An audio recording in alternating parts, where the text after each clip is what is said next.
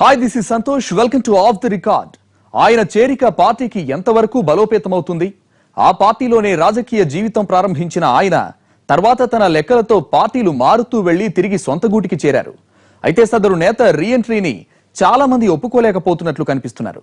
తన వారసత్వ రాజకీయం కోసం ఆ లీడర్ తీసుకున్న నిర్ణయం ఎవరికి చెక్ పెట్టబోతోంది? అసలు మారుతున్న ఈ రాజకీయ పరిణామాలు ఎవరికి ప్లస్ అవుతాయి, ఎవరికి గ్రహణం పట్టించబోతున్నాయి?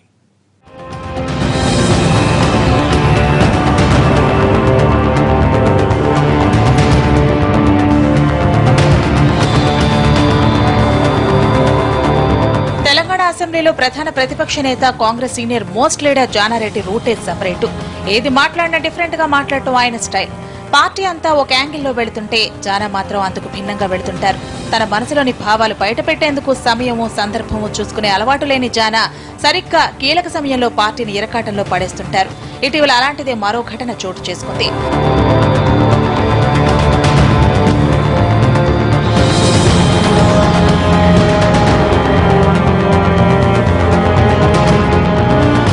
మహారాష్ట్రతో కేసీఆర్ ఒప్పందం చేసుకోవడానికి తప్పుపడుతున్న కాంగ్రెస్ ఆ ఇష్యూపై తీవ్రస్థాయిలో పోరాడింది. అధికార ప్రతిపక్షాల మధ్య ఈ విషయంలో సవాళ్లు ప్రెస్ సవాళ్లు జోరుగా నడిచాయి.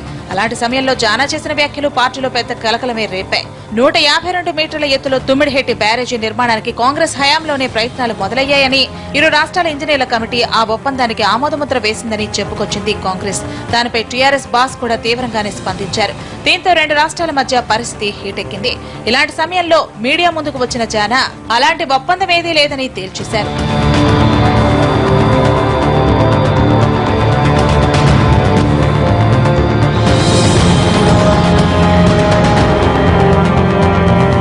ఒప్పందమే లేదన్న జానా మాటలను పట్టుకున్న టీఆర్ఎస్ నేతలు కాంగ్రెస్ ను ఉతికి ఆరేశారు. జానాను చూసి నేర్చుకోండి అంటూ ఎంపీ కవిత ఉత్తమ్ కుమార్ రెడ్డికి హితవు పలికారు. ఇది కాంగ్రెస్ కు ఇబ్బందిగా మారడంతో రంగంలోకి దిగిన మండలి ప్రతిపక్ష నేత షబ్బీర్ అలీ ఉపనేత పొంగులేటి కవర్ చేసే ప్రయత్నం చేశారు. జానా ఏమన్నారో మాకు తెలియదంటూ మాట దాటవేయాల్సి వస్తోంది వారికి. మీడియా సమావేశం తర్వాత ఫోన్ చేసిన షబ్బీర్ పొంగులేటి పెద్ద క్లాసే పీకారంట పెద్ద ఆయనకి. ఇలా చేస్తే ఎలా, ఎప్పుడు ఏం మాట్లాడాలో తెలియకపోతే ఎలా అంటూ వాపోయారంట. అయితే తన వాదనను సమర్థించుకున్న జానా అలాగైతే నన్ను మాట్లాడమని అడక్కండి అంటూ రుసరుసలాడారంట.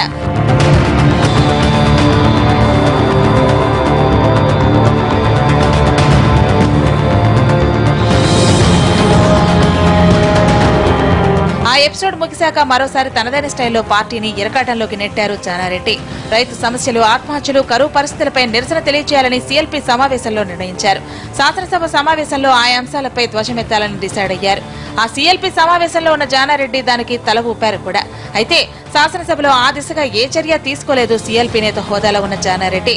మండలిలో మాత్రం షబ్బీర్ అలీ నేతృత్వంలో ఉన్న 4 ఎమ్మెల్సీలు ప్లకార్డులు ప్రదర్శించి వాకౌట్ చేశారు.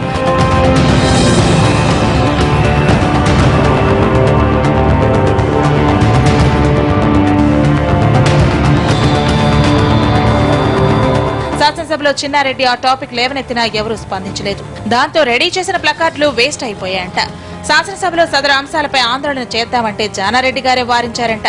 ఒక పక్క అధికార పక్ష కోర్టు అని విమర్శలు వెల్లువెత్తుతున్నా ఆయన అలా వ్యవహరించడంపై విమర్శలు వెల్లువెత్తుతున్నాయి. ఇక చిన్నారెడ్డి ఒక పక్క జీఎస్టీ తీర్మానంపై మాట్లాడుతుంటే జానారెడ్డి ప్రాంప్టింగ్ చేస్తూ ఓకే చెప్పే అంటుండటంతో అసహనానికి గురై మైక్ లోనే జానారెడ్డి చెప్తున్నారు కాబట్టి ఆమోదిస్తామంటూ తన ప్రసంగాన్ని ముగించారంట చిన్నారెడ్డి.